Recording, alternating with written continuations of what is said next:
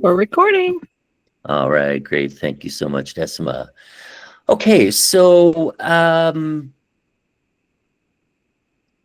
my name is Eric. I'm in Las Vegas. I am a recovering Kratom addict. I have 367 days off of Kratom. Just 2 days ago, celebrated my 1-year anniversary, and owe a lot to this community for doing that. For me being able to do that, it is an honor and a pleasure to host these meetings. And tonight's very special. We have Natalie telling her story. Those of you that know, Natalie is the co-host with me on Saturday nights. We share hosting duties. And it's interesting. I feel like I know her so well, even though we've never met in person. We only know each other through this community, but I feel very close to her. She celebrated her 2-year anniversary off of Kratom. She's an amazing woman. She's inspiring. She is on the board that was recently created, and is just an all-around amazing person. So without further ado, one last thing I want to tell you. I don't know if you guys know, but you can pin a square on your screen. So if you're on a computer, you just scroll over the person. In this case, you might want to do it for Natalie. You just scroll over it and a little pin will pop up on the screen. If you're on your phone, you just hit your finger on that particular screen and hold down, and you'll see a little pin. That way you can pin it, and her square or whoever's speaking will show up larger on the screen than everybody else. So I would encourage you to do that. All right, then. What else can I tell you? I think we're ready to go. Natalie, you ready to get started?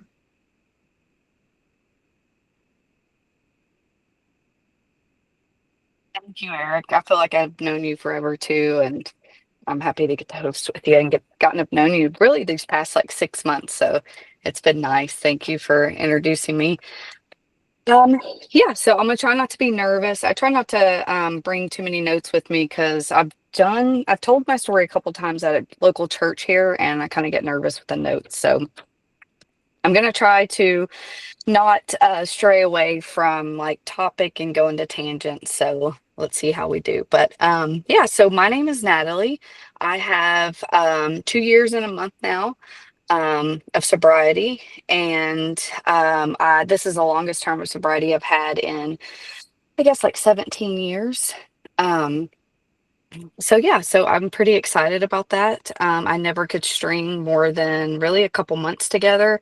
There was a time when I had a year off of Kratom, maybe a little under a year, and that was also very exciting. But again, then I wasn't really even working on recovery at all, so I was just sober because I had to be. I was pregnant at the time with my daughter. But anyways, so yeah, I'm glad to get to share my story. I haven't got to share it here. I've been around this community for quite some time. I don't know why I haven't shared it before now. I guess I get kind of nervous about speaking and stuff. But so I'm in Kentucky. I grew up around here since I was 12. I was originally born in Texas, and we kind of moved around a lot. All my family was in Texas. And when I was younger, my mom kind of moved us away. She suffered from an undiagnosed mental illness that I'll talk about later on in my story, but I kind of didn't know why. We just kind of moved around a whole lot. And so when I was around 4, my mom was married to who I would know as my stepfather. And then we moved to Missouri, and my stepfather would come and see me. I remember that, like often, when she would let him. And then all of a sudden he just, stopped coming to see me. So I'm not sure exactly what happened there, but I used to have a pretty good relationship with him that I can remember probably up until I was like 6. And then after that, it was just me and my mom. So again, we were in Missouri, and we had some issues there. Um, Probably one of the earliest like traumatic things that I can remember in my childhood was we had moved there. My mom was letting this woman babysit me. And just from the bits and pieces I can remember, I know that like that was kind of an abusive situation. My mom found bruises on me one night in a bathtub, so she called the cops and they came and they ended up taking me away. So I was in foster home for a couple months there, which was like another like tragic story. I'm just like little, I don't understand. They're taking me away from my mom. I do remember in the car ride, like crying all the way. I don't know where we were going. It was like an hour away. I mean, it seemed like a long time. And they ended up stopping and like getting me this like frog stuffed animal. And then when I was there, there was just quite a few things that happened that, was just, I don't know, it was just kind of sad. So early on, that's kind of how that went. My mom finally got me back, and I was in custody with her after like we went through court and stuff like that. So after that, of course, she just left and moved to Virginia. And I lived there for a long time. We would go to like Washington, D.C. and visit out there. And so that was really nice. And we kind of didn't have any neighbors or stuff, but I remember like playing outside in the yard and, it was a really nice place to live. So, anyways, after that, my mom had found a newspaper article about a little girl feeding a duck. And she ended up decided, okay, we're going to move to Kentucky because it was a low crime rate. So that's how I found myself now in Ashland, Kentucky. We came here and, despite my mom's mental illness, I found out she is diagnosed now, but she's schizophrenic. She has paranoid schizophrenia, probably bipolar too, but so I didn't really like understand, my mom would kind of like work for a few months and then she would go in these like extremely depressive episodes where she would just get in fights with her coworkers or whatever, and then just quit that job. And then she'd just be in bed for months. So I was like, just like really lonely. I just remember being like really lonely as a child. And, she would always like talk to herself and everything. And I didn't know for the longest time that that wasn't normal. Um, and when we lived in Virginia, when I was in Kentucky, I found a bunch of letters like in the basement where she would just like write like president, like Bill Clinton at the time, like these letters, like tons of them, like boxes, like typewriter letters. And so she would just do like really like off the wall things, and that's just kind of how I grew up. But I still had a good childhood. I always say my mom, she was able to provide for us, even though she was like a really big penny pincher. So even though she would work 3 months and then be off this time, we still had everything we needed. And I became to develop friends. So I had like a best friend that lived a couple houses down, and then one, that lived a couple blocks down the road. And then kind of our third wheel moved like in our junior year, she moved to Ashland and she lived right down the road from us. So it was like us three, I was always at their house. They didn't like to really come to my house because my mom was crazy, but those are my best friends growing up. And, I couldn't be more grateful for being able to like, just have that reprieve from my house, being able to leave and go over there, you know, but anyways, so that's kind of how that went. I went to college. I was always a straight A student. I always, had always activities and stuff to do. So I was always gone. And I kept myself busy. And then I worked at Taco Bell from the time I was 16 until I was older, probably like 22, 23. But in between that time, I did try to go to college in Moorhead. And, I wish that I would have joined band there. It's kind of one of my biggest regrets, because I think my life trajectory would have been a little bit differently, but all my friends were in band and I didn't think I was that good. But I sat beside like the first chair all state player like my entire life. So like the whole time going to high school. So of course, like I thought I wasn't that great, but oh, that's very okay. I was just reading a comment, sorry. But anyway, so yeah, so I just wish I would have done that because I think I would have stayed in college, but all my friends were doing stuff. And then again, I'd be like just sitting there, alone. I always thought I needed people to be around people, like I just couldn't like be by myself for whatever reason. It just made me like really uncomfortable. I didn't know that then, but looking back now, like I can see, So anyways, I ended up leaving college saying I was going to go to a community college close to home and just I was getting promoted at Taco Bell. So I was like, I'll just do that. It'll be fine. And that's kind of where I ran into, started using, just substances. Before that, I really hadn't. Like I had, of course, done the whole drinking thing, when you graduate. And every time I drank too much, I'd black out.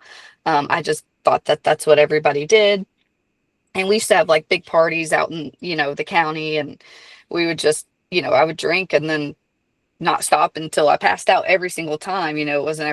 It wasn't different, So, but anyways, What? my best friend, Oh, um, he had, got it.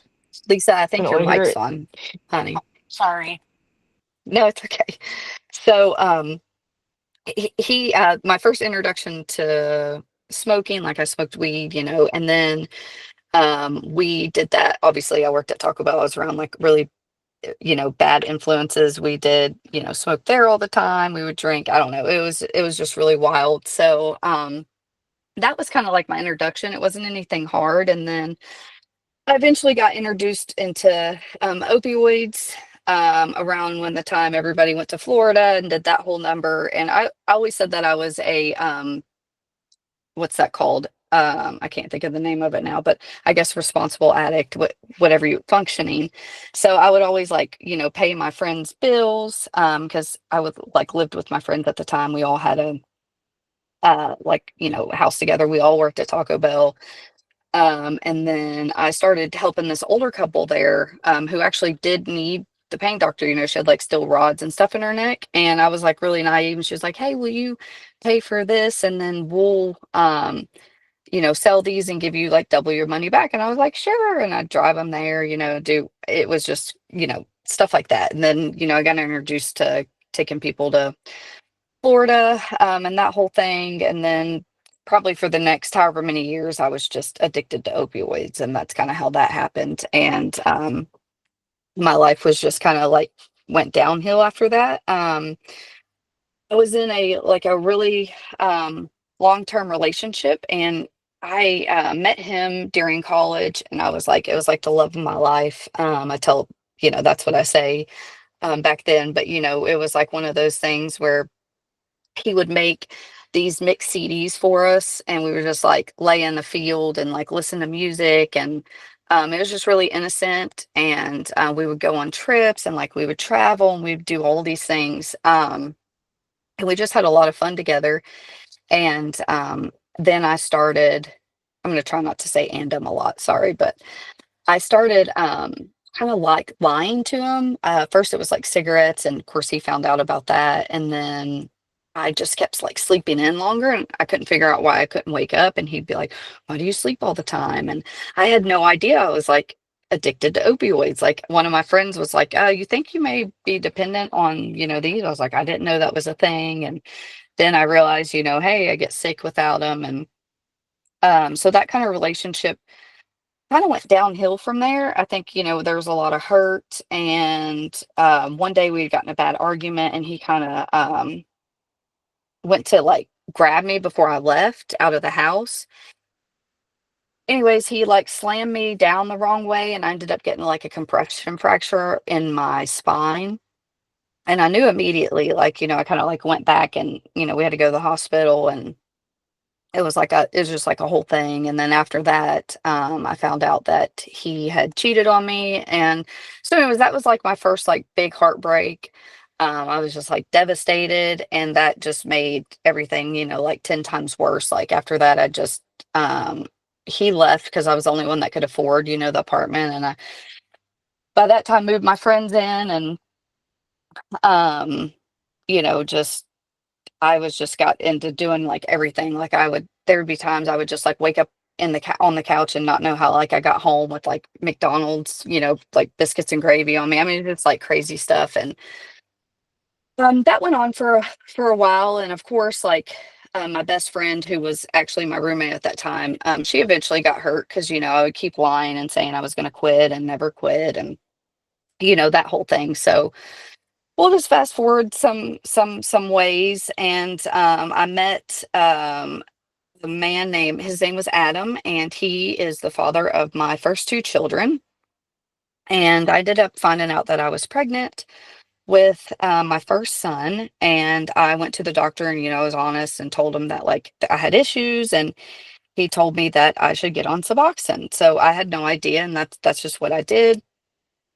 And that was where I found myself on Suboxone for the next however many years. I had my oldest son and my daughter on Suboxone. It's something that I regret highly, but I can't change, my path now. That's just, what it was. And when my son was born, he had to be weaned off of Suboxone, which was also very, traumatizing. I was really young, and I didn't know much about it back then. And so I just remember like crying all the time, thinking I was just this like terrible person. So it's like my whole life, you just like rack up like guilt and shame.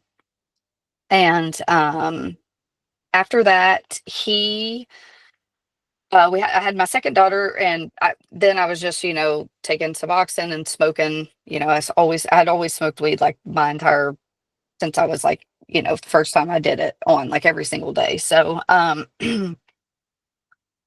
let's see. I ended up getting social services came into our lives because when I was first pregnant with my daughter, and I tested positive for marijuana, and then after that, I didn't test anymore, but they did end up coming in, and it was like a whole thing.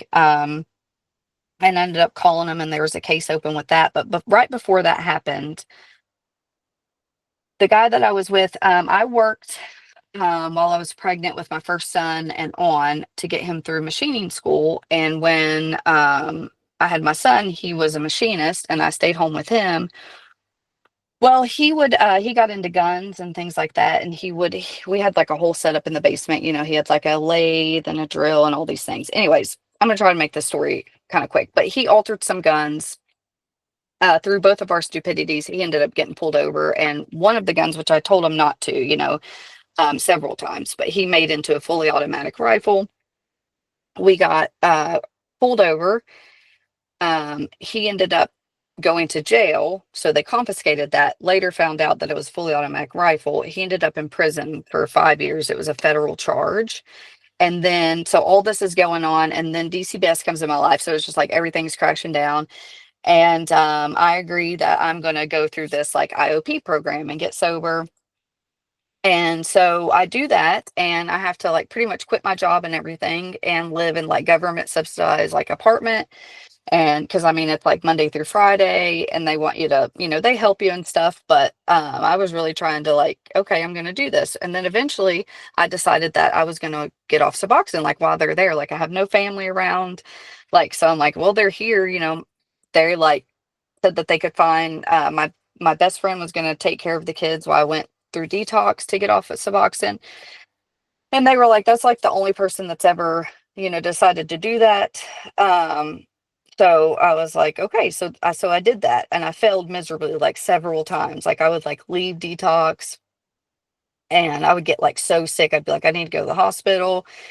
Then I go back in, and I mean, I was a mess. Like I could, if I could tell you the stories that I did to try to get around. I mean, I was just a mess. Like there's nothing that you could be embarrassed of that I have not done or tried to, falsify like urine screens and all of the above, while like my kids are on the line. So I was just a really selfish, shitty human being. I mean, I'm going to be honest, I really was. Well, eventually it worked, and I finally like went in, and I got clean off a Suboxone. Well, hold on, before that.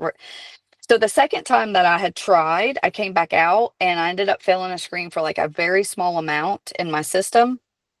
And this is when like things got really, really bad. The court came in, they ended up taking my older son and my daughter, so Aiden and Laney, they just came to my apartment with the cops and took them like out of my custody. So I lost custody of my kids. So we went to court, and the judge was furious because, granted, this has been like a year and a half that I've been with DCBS, and they took my kid over a substance that I was prescribed for, years, and they were fine with me being on. But the moment I decided that I want to try to do better for myself and get off, and then there was a little bit in my system because I was like, well, to try to take a little bit so I'm not so sick. Um, so for some reason, it was the only time I've ever seen that a judge actually did not side with them and was like, you're going to give her custody back of her kids within 72 hours. She's going to go back to the doctor. She's going to get her prescription or whatever. And I stood up in court and I was like, no, I do not want to do that. So I like somehow trusted them enough that I was going to go through detox again, then go to rehab. And it was a woman's facility where you can have your kids and stuff. And they promised after a month they would bring the kids back up there. So I pretty much just had to take them for their word. But I was just I wanted to be clean, like whatever I could do. So that's what I did. And it worked, and I was clean. And I went up there and they kept their promise and they brought the kids up there and it was amazing. So the kids loved it. It was such a great place. I've met so many good people. I met my sponsor up there. I started going back to church, which was another thing. Like when I was younger, I went to church all the time, and then found out that just a lot of things that were not right with our church, and I'd like dedicated my whole like teenage years to them. So when I went up there, that's when I first started getting back into like started with AA and then going to church and things like that. And that is also after a few months. I guess I went through the program for a year and I had graduated and stuff, and I got introduced to Kratom right before. And of course they didn't test for it and it was never on any of the tests. And social services was still in my life at this time. And we all were like taking it. We were taking the little shots, the Viva Zen shots from the gas stations.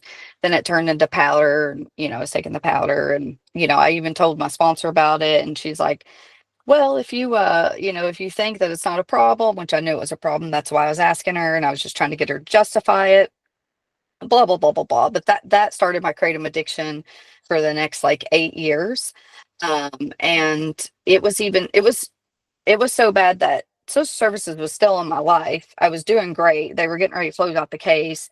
They knew that I was taking kratom, but they couldn't do anything about it. So then they started testing me for it, even though they legally couldn't do much about it because it was like a legal substance. So this was all like new for them too. And I don't know why they did that, but even after all that, like I protected my kratom use so much that I would fake drug screens for kratom. So, I mean, it's just like any other drug. It's a problem. And I knew that was a problem. And, I felt bad. I felt bad about it, but it's what I did. I was selfish. And anyways, so after that, I lived on my own in Bowling Green for a little while. And then that's when I met my husband and I moved down here. And I was honest with him. I told him that I was taking kratom and all of these things. And during that time, my first two kids' father, he was still in prison, but he was about to get out. And I would take the kids all the time still through all this to see him and stuff. And they still had a good relationship. And then when I moved down here, I told Justin, it's my husband now, he obviously wanted me to try to quit kratom. So when I first got down here, I threw it all the way in the dumpster and I was like, all right, I'm done with it. I'm never taking it again, blah, blah, blah, blah, blah. And literally I threw it away that night. The next morning I went out there and to get it out of the dumpster, and the trash guys had taken it away. So the trash, I guess it was trash day. So anyways, so it was gone. And I ended up staying off of it for some time there. And that is where I got pregnant with my daughter. And so I was clean throughout my pregnancy with her. And then right after that, I had her and they prescribed me pain pills. And then I took those and then I ended up back on kratom again. So that's just the story. It was just like that until I quit. Now, when my husband, we eventually got married. We started going to church. And our relationship was like really rocky at first when I first moved down here because we had a lot of like hurts. He was, with a girl that like cheated on him all the time before we got married. And then, obviously had all my issues and neither one of us was healed. So our marriage in the beginning was like a complete mess. And we had a preacher that would like counsel us, and he would like take us under his wing and he would like meet Justin all the time and like sit down and have lunch with him. And I'm just like, I'm always bring him up because I was just so grateful for kind of like what he did, in our lives. And that is when and he's the one that got us to get married because we weren't married at first. And so after that, our lives started looking a lot better. We started going to church every Sunday when the doors were open. We stopped going to his church and we started to go to church where Justin went for years and his brother goes and plays the guitar up there.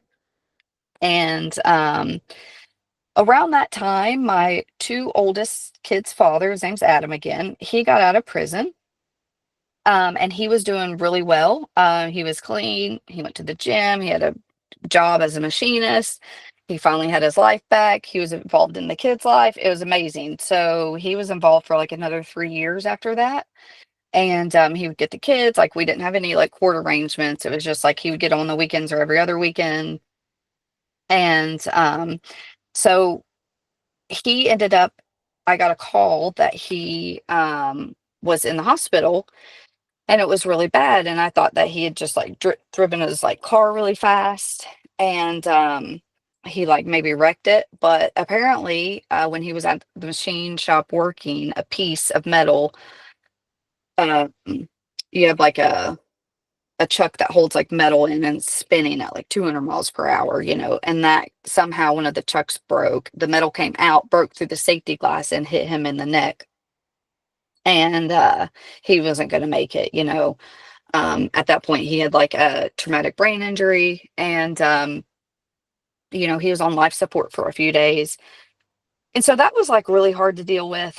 We had the kids had got him back in their life for like 3 years, and then we lost their father, and it was just really traumatic. And so after that, like my kratom use just always got worse and worse and worse, and by the time that I ended, I was probably taking 100 grams a day, and then I would also take like extract shots on top of it. Eventually, I just started, I got on a health journey where I would start exercising and working on my mental health because I was just in like such a dark spot. And I just wanted to be like free no matter what.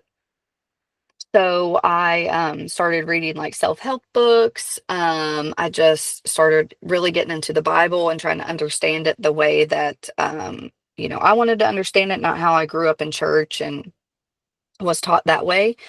And I just honestly went head first and just like really, I mean, worked on myself for like a year and a half. It was a lot. And I lost like 25 pounds, started lifting weights, and just built a relationship with God.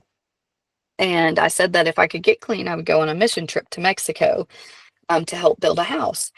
And I said I wasn't going to go if I was still taking kratom. I was like, I'm not doing that. Like I was just so done with it. So I had been around with this Facebook group for a long time, and I'd read and read everybody's stories, and I would try to quit like so many ways. Like I would taper, I would buy scales, I'd buy capsules, I'd do everything. I mean, I probably tried it all, and nothing ever worked. And so one time I got a hold of this guy who had went to one of those sleep detox things. I saw it advertised and I was like, got a hold of him. I was like, how'd that work? Where'd you go? And he told me, and I called. Of course, the price is like $10,000. I was like, there's no way, there's no way I can do this.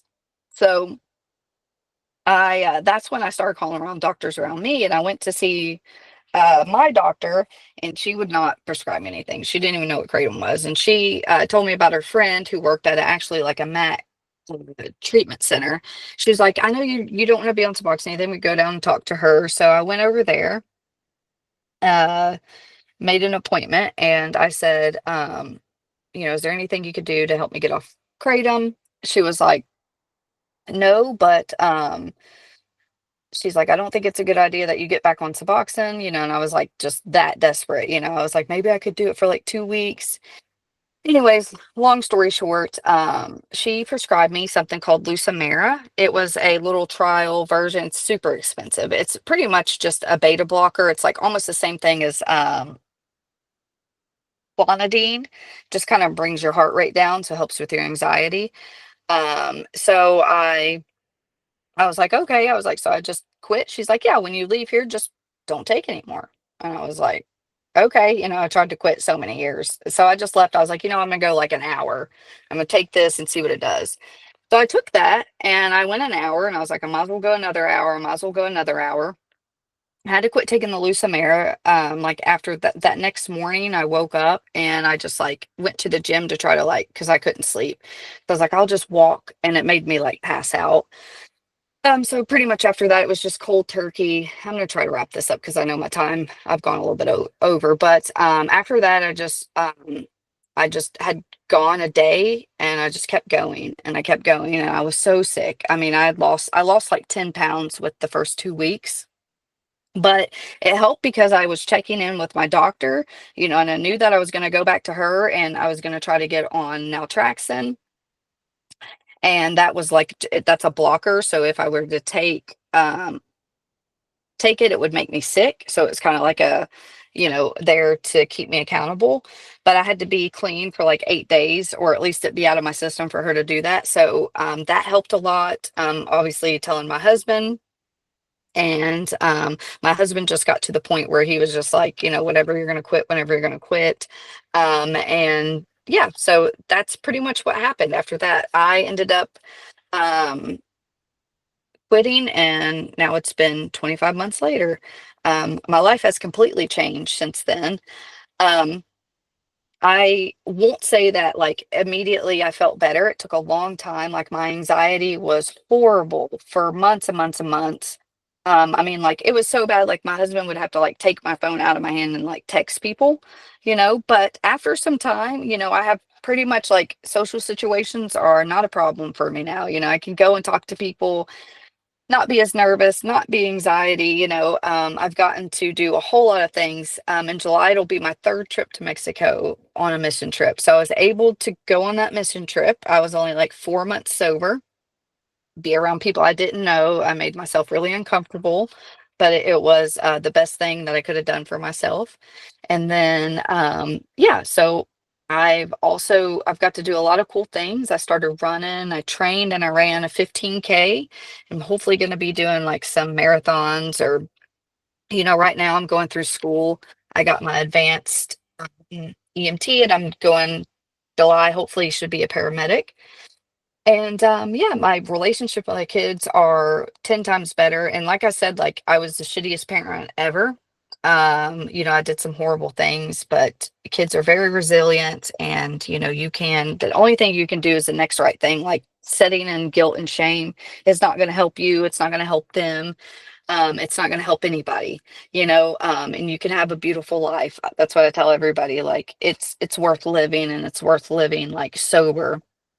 Yeah, my life turned around like so quick. I got to take my whole family, the money we saved, on a plane trip, and we went to Arizona last year, and it was like a dream trip. We got to go to Page, to Grand Canyons, we saw all kinds of things. So, but the best thing I have is just like the freedom, like I'm no longer like trapped and a slave, and I woke up every day with this like black cloud over my head. That's kind of how I describe it. It was just like depression, and it was just so sad. And I get teary-eyed thinking about just how life is just so beautiful, and how we can be sober, and we can do hard things, and we can get through the times that we think we're not going to.